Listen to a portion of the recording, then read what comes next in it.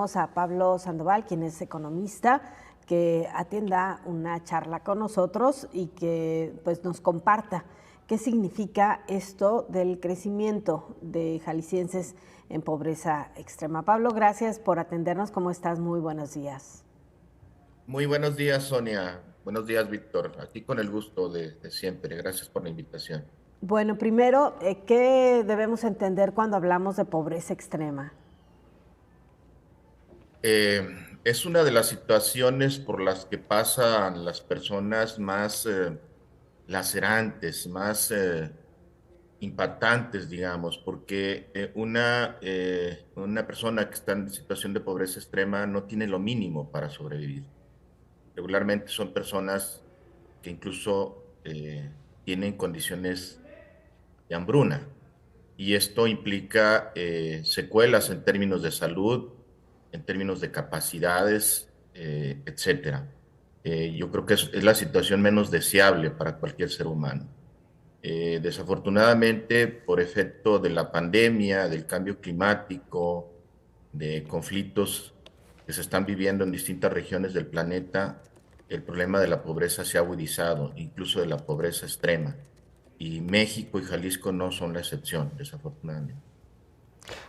Pablo, también se menciona mucho aquí en Jalisco el tema de que cada vez hay mayor empleo en el estado, que somos de los estados que generan más inversión, que tienen más inversión extranjera, que tienen un alto índice de empleos, y esto, bueno, pues contrasta muchísimo con lo que estamos viendo también en la información de que en 4 años se ha duplicado justamente el indicador o la cantidad de personas en situación de pobreza extrema.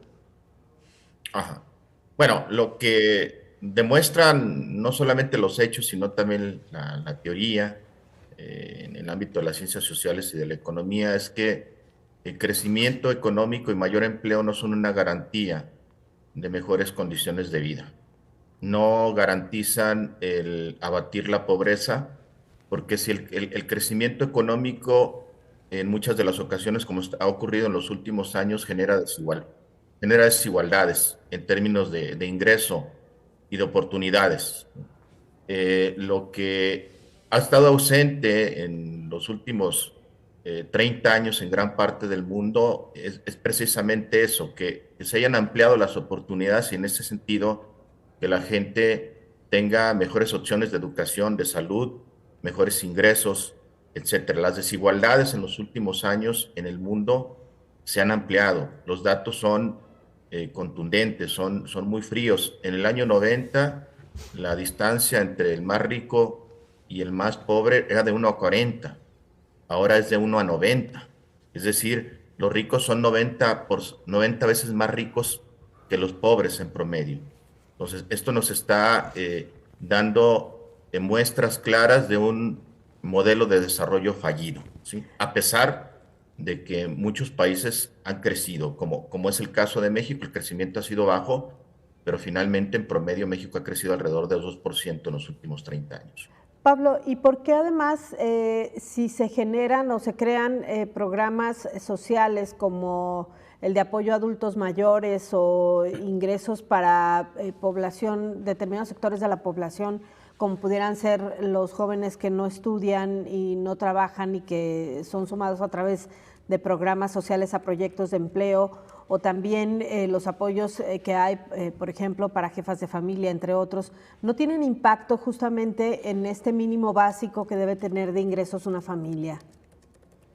No, lo que se puede demostrar estadísticamente es que sin estos programas, los problemas de pobreza serían mucho más agudos.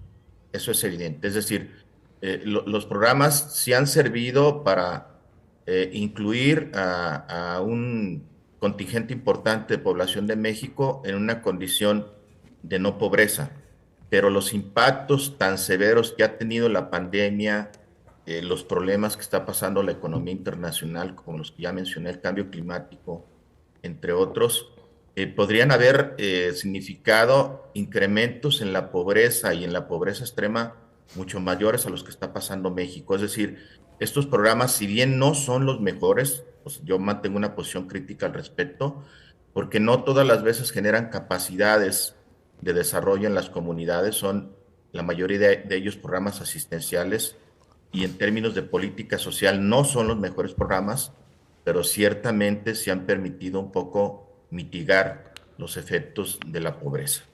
Oye, Pablo, a lo largo de los años que tenemos, que hemos coincidido tú y yo en diferentes entrevistas, siempre hay también una constante por parte de las autoridades donde de manera un tanto pesimista, y ya te lo he comentado en otras ocasiones, haces este tipo de pronósticos que finalmente terminan siendo muy acertados, ¿no? Que terminan dando la realidad, pero la constante que hemos platicado es, pareciera que siempre se puede ir peor y estos gobiernos durante muchísimas administraciones pues no han generado las políticas públicas adecuadas, uno para cerrar esta brecha entre ricos y pobres, pero también para generar las condiciones.